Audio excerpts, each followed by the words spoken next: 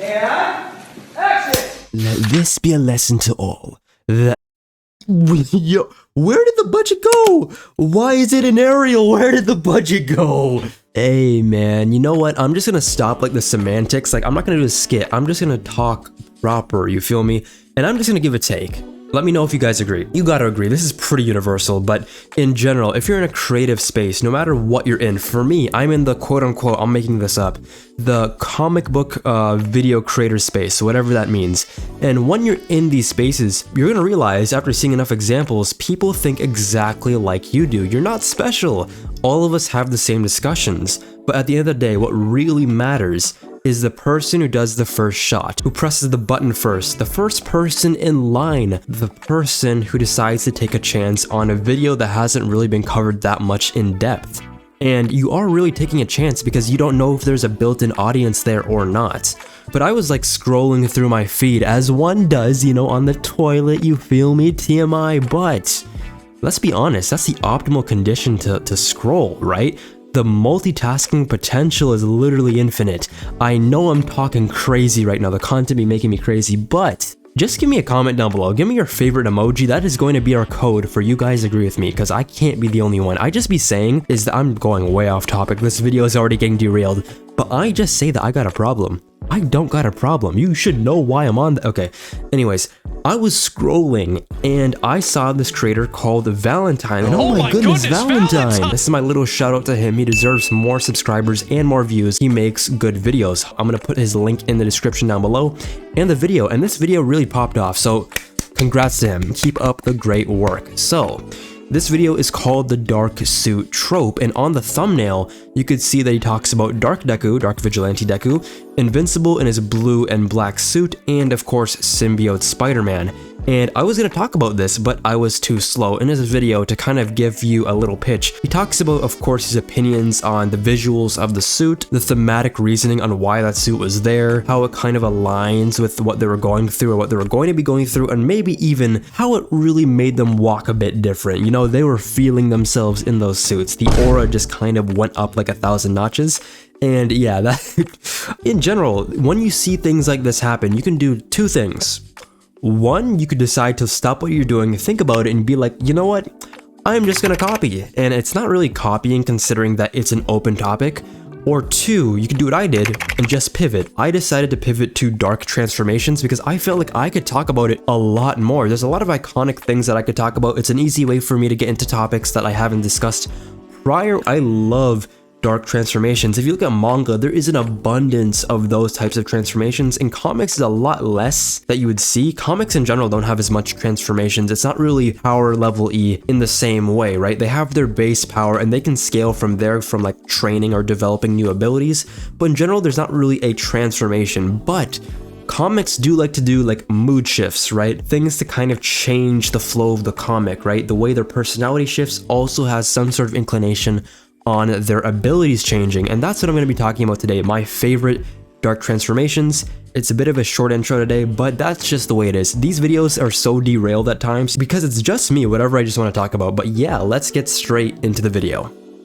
And the first one I want to talk about is Dark Raven, my girl. Dude, she was like the crush for like a lot of us growing up. Let's be honest, I'm gonna hold all of you accountable as either Starfire or Raven, or both if you're based, right, like me. But in general, yeah, that's what it is. And I always had this if we're gonna go to like 2003 Teen Titans, I love 2003 Teen Titans, let me tell you. This is gonna be a glaze-a-thon right now. What I really loved about it is that it was a lot of people like to watch slice of life anime. I could never really get into that, but this show felt like it was just for me to get into that genre. It was a show that had their kind of monster of the week stuff. It had their ongoing storyline plots that took multiple episodes or even a whole season to complete.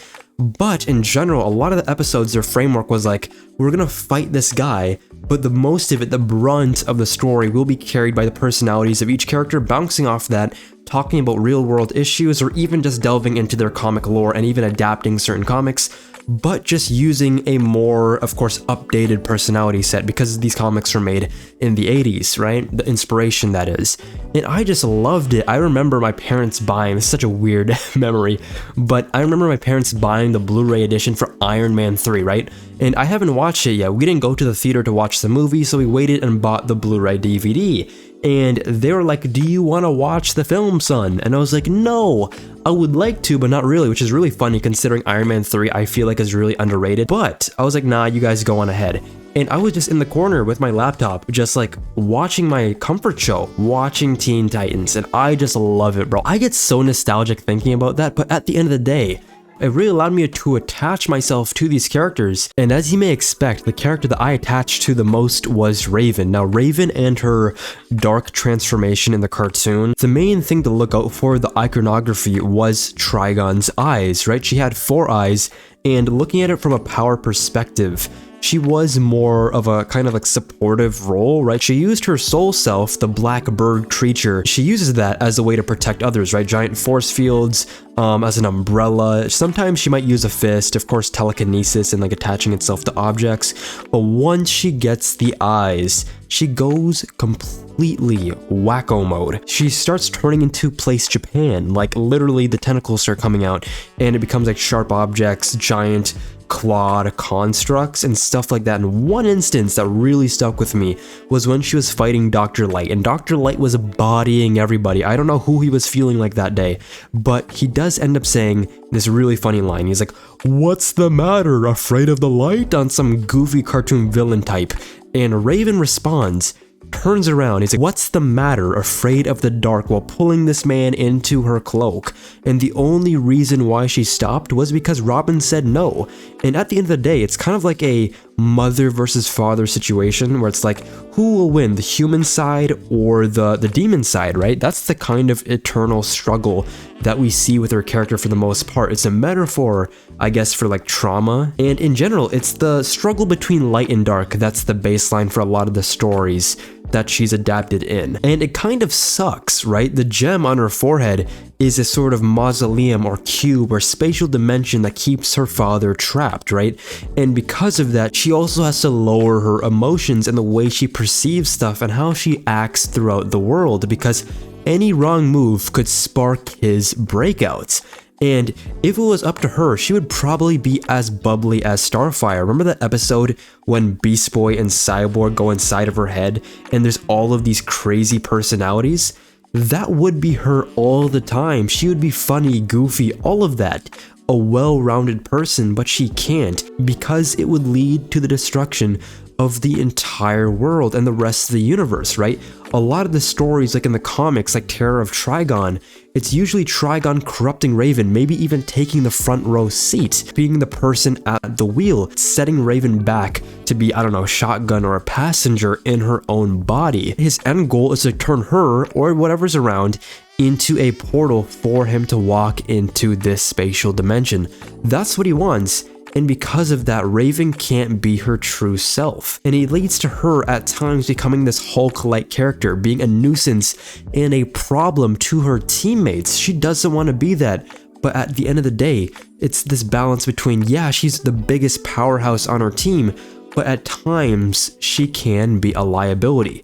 In recent comics, I remember her becoming something called the Dark-Winged Angel, which sounds fire. That's a crazy code name, but it's a form that was created after she absorbed power from like demons and the Spectre, and she was on a whole nother tier of power. And as you may expect with a lot of her dark transformations, it signifies a loss in her mortal compass, a battle between her dark forms, a physical change in her morality and her identity. It's funny because she is an empath. She is the most empathetic person there, but she can't because it leads to stuff like this happening. You don't want to be the cause of your team's death or even the death of your entire home world just because you want to have some feelings. It's this sacrifice that she holds on to every single moment of the day that makes her such an interesting and fascinating character. James Gunn, when you're making your Teen Titans film that I know is coming out because you've announced it, please do Raven justice. Now this is the part when I get to talk about Grant Morrison Batman with the Batman of Zur-En-Arrh. Now people don't really like this character anymore. I feel like what Grant Morrison did in Batman RIP and what Chip Zdarsky did in like the beginning half, his failsafe arc, as well as the I Am a Gun backup story and some like little stuff here and there are actually really good. So let me talk about Batman of Zur-En-Arrh, because this is one of those characters that I really wanted more to be done with. And I used to like watch videos and lurk around trying to find more people talking about this character, and Chip Zdarsky came in and answered my prayers. He kind of fumbled a little bit, but in general I do like what he did, especially in the beginning. Now, the Batman of Zur-En-Arrh, as a lot of you guys know, is a Silver Age concept of somebody who got some sort of radio waves from Earth and got inspired to become Batman, and when Batman or any sort of human gets on that planet, they get superpowers. Now, in Grant Morrison's run, he reconfigured it to be about all of its kind of like dreams got implanted into his head by Dr. Simon Hurt, yada yada yada, stuff like that. You could read the run, I don't have to recap it for you. But Batman of Zur-En-Arrh, the main goal of this character is to protect Bruce from psychological attacks. But what he really is Batman without Bruce. Bruce is out of the equation, so his morality, the way he sees the world, is less black and white. It's more gray. He's more likely to catch a body. Not that he's going to at all times. There's still Batman in there, but he's more likely to cross that line. And it's so interesting seeing him work because he's less methodical. He is kind of crazy. He smiles and grins like a maniac. He uses baseball bats and knives to fight his enemies. He sees panel grids of the city. Maybe even Batman sees it too, but he's geometrically able to see things in such a weird way to kind of pinpoint stuff. He really does live and breathe the city, and sometimes you see him listening, but it's just the gargoyles he's standing on talking back to him. There's speech bubbles coming from the gargoyles, and then you see Batmite appear, and it's like, oh shoot, fifth dimensional imp time. But no, Batmite in this situation is just Bruce's last sign of reason. It's his empathy, it's his moral compass. Batmite is there to kind of guide Bruce in some sort of way. It's not actually Batmite, but then again it kind of is, because he does say, yeah, I might not be here, but the fifth dimension, all it really is imagination, so maybe I am here, right? And that is so cool, having Batmite on his shoulder every time he becomes Zur-En-Arrh. And he's kind of like a more effective version, because all the muddled thoughts of morality that kind of like flood his brain normally, it's gone. He becomes a streamlined bullet, right? He has one path, one direction, and he just has to meet it there, right? That's all there is to it. In Chip Zdarsky's run, he is the reason why he calls his sons and daughters soldiers, right? Bringing back that Frank Millerism into a way that kind of fits into the canon, why he would call the people he loves soldiers and not his sons and daughters. And then we go into like the little mannerisms that Chip Zdarsky added, having him talk in a more weird Silver Age tone. He says chum and stuff like that. How's it going, chum? Let me take the wheel from here, chum. Like stuff like that, that makes it really cool and of the time. And it makes him just a more interesting character in my opinion. Little mannerisms like that make it fun to read. And in the I Am the Gun series, backup stories, and he really talks about why Batman doesn't kill the Joker, and there's a lot of really cool things here. One excerpt goes just like this. Then let me in, chum. Brace yourself for cringe. If your cringe capacitors are very low, just like block your ears and just read the panel in front of you, but I'm just gonna say it in the most Silver Age way possible. Okay, let's go. Then let me in, chum. You don't have to do anything. Bruce Wayne, the son of a doctor, his hands clean, his conscience pristine. It's so easy, right? He's talking about why he should just take the wheel so he can keep his hands clean while he deals with the Joker. It's kind of like a Batman ego situation all over again. But as a person, he has to save everybody. He is the son of his father. The Hippocratic Oath is in his blood. He doesn't kill people, he saves them. His mother kind of sees him in his head while he has this little therapy session with the Batman of Zur-En-Arrh, and his mother comes in and is like seeing this kind of emblematic version of the Joker, right? This image in his head, and he's like, you're broken, but my son can fix you.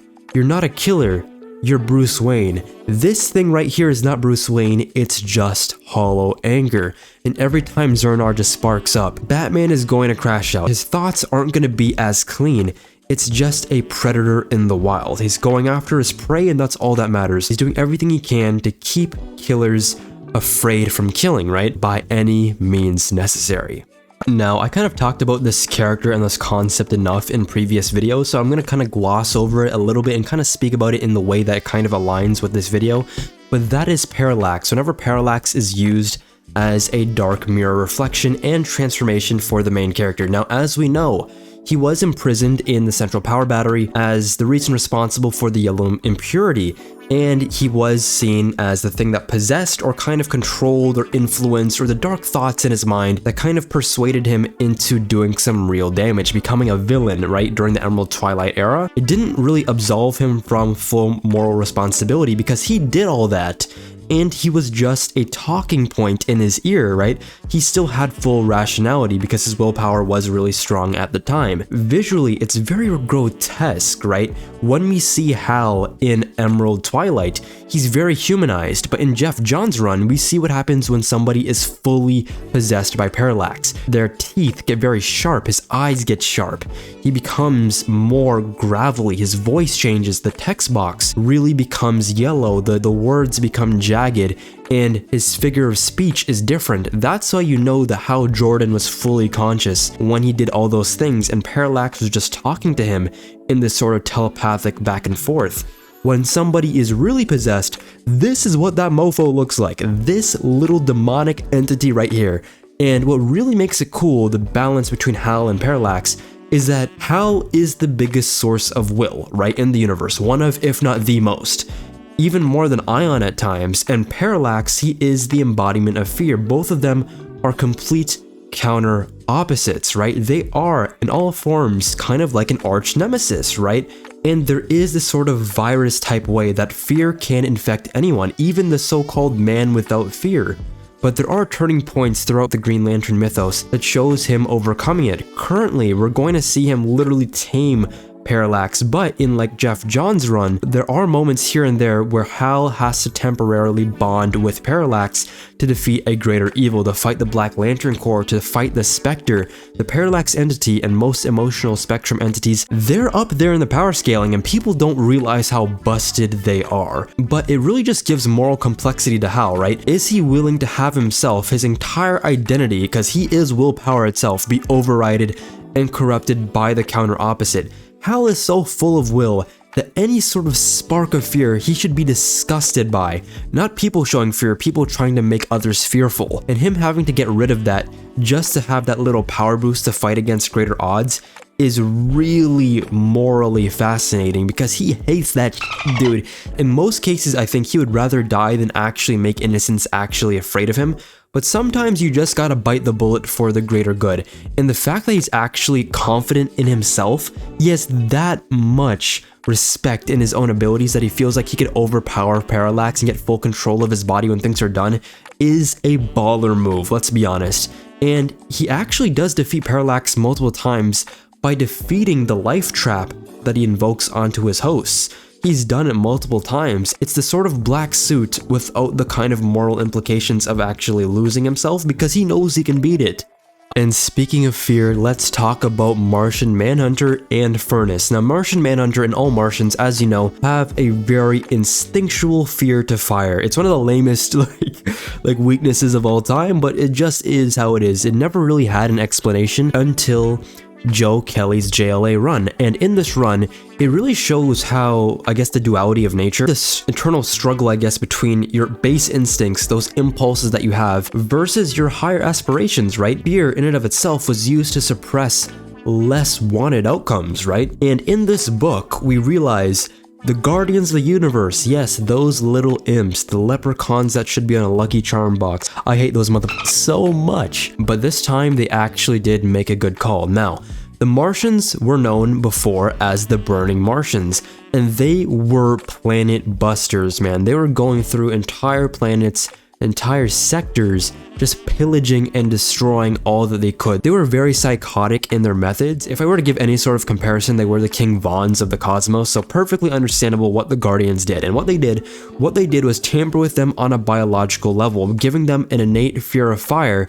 so that psychologically they would be weakened by it. Because they're such good telepaths, their fear of fire and them knowing that fire would harm them would actually have this weird inverse effect of making it actually harm their body. That's how strong strong their telepathy is, and that is what the Guardians were banking on. And to give even further patch notes, they implemented racism. Because they're that petty, they made the white and green Martians split, and they made it so that they didn't like each other. They were always constantly fighting. But through this sort of collaboration with this villain called Scorch, she was, I'm pretty sure, a Superman villain before, and they were kind of dating a little bit, and she had, of course, as her name might suggest, an ability to control fire. Pyrotechnics, and she continuously used her ability to help John overcome his fear of fire. But this had some really bad side effects, unleashing the Fernus persona, and this persona in his head was just like all the other burning Martians. They wanted complete annihilation on his first day on the job of being a villain. What did he do? He used his telepathy to make all of the world's leaders shoot nukes at each other. This man was devious. He did not care, and he had pyro abilities. This man was shooting fire left and right. He was stronger than the Justice League in their base forms. He also had the ability to asexually reproduce, as all the other burning Martians did, through fire. He could spawn more people. This man was shadow cloning. He didn't really. He could have if he really wanted to. He was just preoccupied with more destruction, and to signify how powerful he was able to kill a whole platoon of highly trained white Martians all by himself with no effort. You can't stop these guys. The final battle really just resulted in the Justice League helping John come to his right mind and literally rip the persona out of his body. He was over here like literally two-torsoing, holding his head, grabbing himself out, and just laser beaming this man into dust. I love Joe Kelly's Justice League run. JLA, Joe Kelly, read it if you haven't. It's honestly one of the most underrated Justice League runs there is, but it should be an all-timer. The character work it did for Martian Manhunter, Batman, Plastic Man, Green Lantern, and the cool feat with Wally West Flash evacuating all of China or Korea in like a millisecond happens in this run from a nuclear blast. Read it now, please. It's that good. And even Wonder Woman gets spotlight. She barely gets spotlight in these runs. Maybe like Mark Waid did a good job with her in like Tower of Babel and stuff like that, and in like the Secret Identity arc. But other than that, Wonder Woman doesn't get her time to shine in these books that much, especially back in the day. So yeah, you should all read it. That is my recommendation of the day. And now let's move on with the Marvel side. Sentry. Now this character, he's one of the most convoluted there is. I love the character, but he is home to some of my most hated retcons of all time. So what you see before you hear is spin the wheel, because there is so many different interpretations of what I want to talk about, which is the Void transformation. So as you see here, we have external What? Do you guys like ever like yap before your brain can process what you're saying? That just happened to me, my fault. So here we have mental illness, external entity or symbiote, or angel of death. Let's hit spin the wheel and let's see what happens. Let's go. Ba-da-ba-doo. Bum. External entity. Now, I don't even know what the heck this is, but some characters, right, including Norman Osborn and Doctor Strange, they theorize that the Void is this parasite from like outer space, right? And it's pretty similar, I guess, to how like symbiotes operate, and it kind of bonded itself to him. So it shows that the thing that bonded itself to him wants to destroy, annihilate, convert others into darkness. And this kind of gets confirmed when Null kills Sentry and absorbs the Void, right? The Void was a part of Null, so was it a higher level symbiote? Quite possibly. I don't know how it was able to do all those crazy energy warping stuff. Maybe it was just because it was latching off of like Sentry's abilities. But thematically, it really just represents repressed trauma, I guess, depression, and kind of schizophrenia. Some writers, particularly the creator Paul Jenkins, and I guess later Jeff Lemire, right? They both kind of play with how he has very severe psychological disorders. You might even see it a bit as like disassociative. And it really shows how Robert, in a way of like self-preservation, split his mind in two, creating opposing identities to survive, right? The Void is everything Robert hates, everything he fears about himself. He manifested that into reality. It's psychological horror as an internal battle every single step of the way. He has a war playing in his head all the time, trying to keep the Void at bay. And that wheel that I just did, that was just a bit. I'm going to talk about every single version, honestly. The first version, and the one that I like the most, is when it's just a manifestation of his mental illness, right? Once he got the golden Sentry serum or got hit by radioactive waves or whatever you want to say it is, it just enhanced everything about him tenfold. Not just his powers, but all of those internalized issues, right? His anxiety, his depression, his self-hatred, all those inner demons, they became externalized, giving birth to the Void, right? And it really creates a classic struggle, the one that a lot of us know of, right? Good versus evil, light versus dark.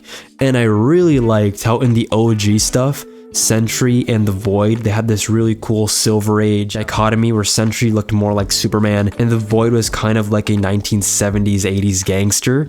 That was really cool. I loved the visuals of that. And I guess on paper, right, he is the ideal superhero. He has unlimited power. He could use all of it to save humanity. But then there's the Void, right? Somebody who's just as powerful, who wants to corrupt, who wants to undo all of the good things that he did. It's kind of like a metaphor for self-sabotage.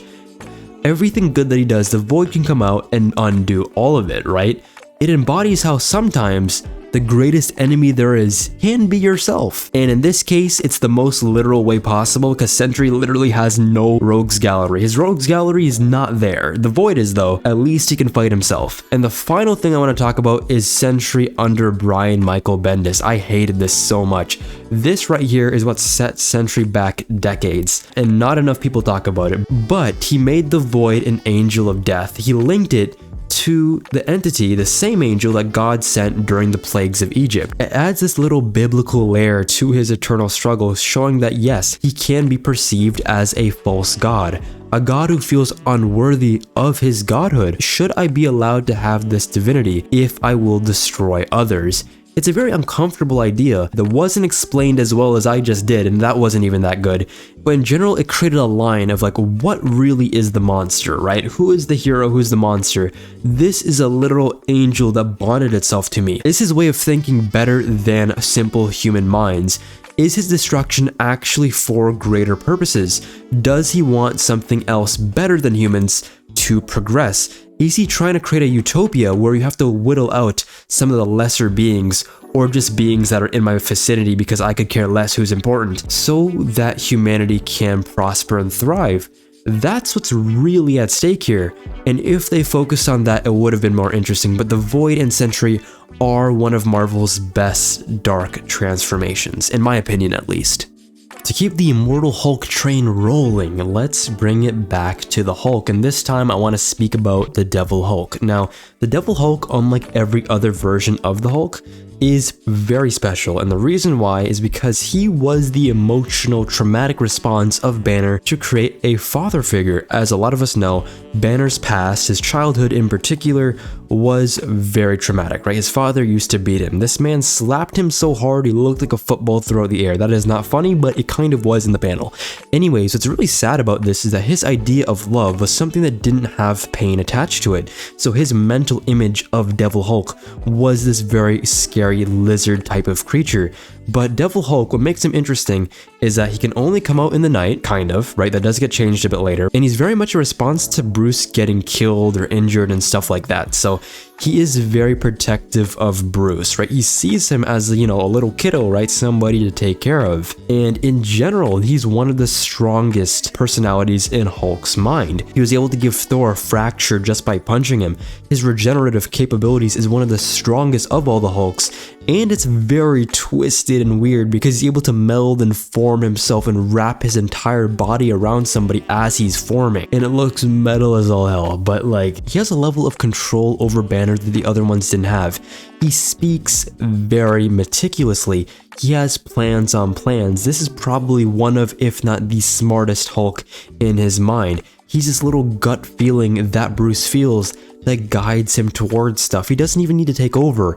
He's able to subtly influence Bruce to do the things that he wants, that he feels would be beneficial for the both of them. And he's the main Hulk throughout the entire Immortal Hulk series. And he goes through a lot for the purposes of Bruce, but the reason why he's a dark transformation is because of his end goal.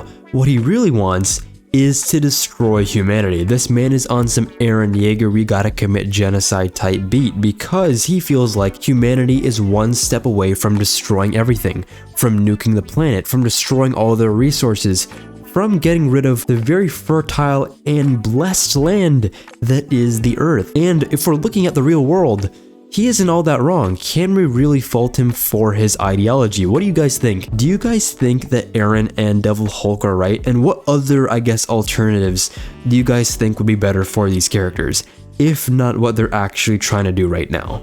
Now we got Jean Grey and the Dark Phoenix. Now in the storyline, she did start off using the Phoenix Force for good when she sacrificed herself to save her teammates from I'm pretty sure it was a space shuttle crash, right? To save her teammates from that, she sacrificed herself, but at the same time, she was imbued with the Phoenix Force, saving herself and her teammates.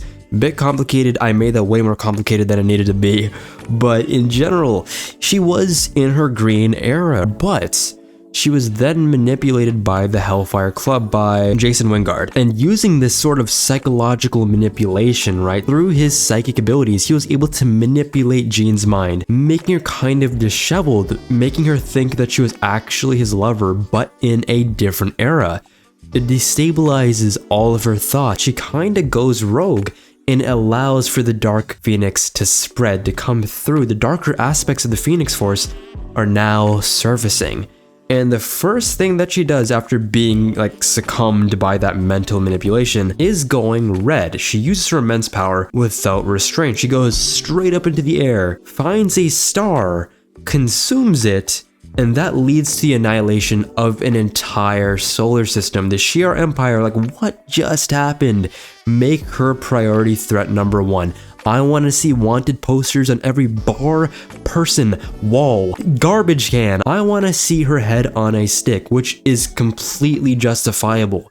Destroying an entire solar system is next level. All the characters I talked about prior, they just want to destroy some planets here and there, maybe just some people. She destroyed many civilizations, but eventually after her attack and fighting with the X-Men and the Shi'ar and stuff like that, she eventually comes back in the driver's seat. And in that split moment of regained consciousness, she realizes how much of a danger she is to the universe and sacrifices herself on the moon. And there's all of these sort of retcons here and there with the Phoenix Force creating a duplicate of Jean so that Jean is completely absolved of actually killing an entire solar system and blah blah blah. All this extra fluff that kind of messes up the story, but the legacy of that character and the work that was done by Claremont and all of the contributors is why this is one of the most iconic moments in all of Marvel. It's one of the many reasons that Claremont's X-Men run is one of, if not the best run of Marvel comics there is. In my opinion, she was really the start, the kind of benchmark of any sort of dark transformation there is. Jean Grey, Dark Phoenix is on the top of the leaderboard. If I was going to rank any of these, she would be at the top, in my opinion. And in terms of power, at this point in time, we didn't even know what it really was. We didn't even know if she could reality warp. She was kind of stuck at matter manipulation and enhanced telekinetic, telepathic abilities. But furthermore, in other runs, she would gain more powers, of course, like the White Room and stuff like that. But all of those stuff are kind of going a bit too far and they aren't really attributed to the Dark Phoenix itself, so here is where we're gonna stop. It really is a tale on how absolute power does corrupt absolutely. Complete loss of identity. Everything that was there that was hers, her sense of self, was completely eroded. It's very tragic, right? Seeing a hero fall from things that are outside of her own volition. Our next character being Ghost Rider and the Zarathos transformation. Now, Zarathos is very interesting because what he started off as was a quote-unquote demon. Not really, he wasn't exactly living in hell, he wasn't a denizen, so to speak, but for all intensive purposes, to make this less complicated for me and you, we're just gonna call him a demon. And his presence in the Ghost Rider lore is very fascinating because, as you might expect, he is an unfiltered force for vengeance, and he was at one point worshipped by a cult who fed him souls. He got more power because of that, and he was feeling himself. He tried to challenge Mephisto for the role of leader of hell. And unfortunately, Mephisto little broed him. He said, "What are you doing past your bedtime?" And he subjugated him to only being whole once he's binded to a host, a mortal host like Johnny Blaze. And the relationship between host and Spirit of Vengeance is very interesting because it's not about cooperation, It's domination. Zarathos is driven by an insatiable need to punish the wicked, no matter why they are guilty. Proportional justice is not in bro's vocabulary. If you, I don't know, punch an old lady, you will get the same punishment as somebody who committed genocide. Don't ask me why, it's just in his lexicon. I don't know what to tell you. And this is very scary because as time goes on, he becomes more morally ambiguous. Sometimes, at his worst, he's not even an antihero, he's just an elemental force of violence. There's no restraint, just pure fury. And I guess thematically it tells you the cost of vengeance, what vengeance could be, what justice could be without having mercy. If you don't have mercy, it will corrode your soul. And it's really funny because Zarathos, all he wants is to be independent from a human. He wants to carry out his own destiny on his own terms. And he says a lot of things in Johnny's head. So the first thing is like, I am free of you at last, Johnny Blaze. And by the fires of hell, I mean to remain free. And that's like when he takes control for like brief moments. So he literally tells you with his own words what he wants and how he feels like he's been attached by a leash by Mephisto and his human hosts. He's not a dog. He is somebody of immense power. He shouldn't be bound up like this in his own opinion. And then other points, he becomes more desperate and personal with his taunts, and it's so funny. He's like, sooner or later I'll catch you, and when I do, the Ghost Rider shall have his freedom. So it symbolically represents a chase, as the Ghost Rider title might suggest, and it really is just a metaphor for this back and forth war between personal vengeance and restraint. Without having these things, you could really lose yourself to all the violence, bloodshed, and it could lead to future killing sprees out of your control. So Johnny feels like he has to maintain a burden, right? It's kind of like the Atlas effect. He feels like he has to carry the weight of the world because without a human host, Zarathos will be able to walk free, doing whatever he desires and whatever he thinks is justifiable. And the actions that he's done and how he's actually defeated and killed criminals is very immoral a lot of the times. But what do you guys think? What are your favorite dark transformations? Let me know in the comments down below.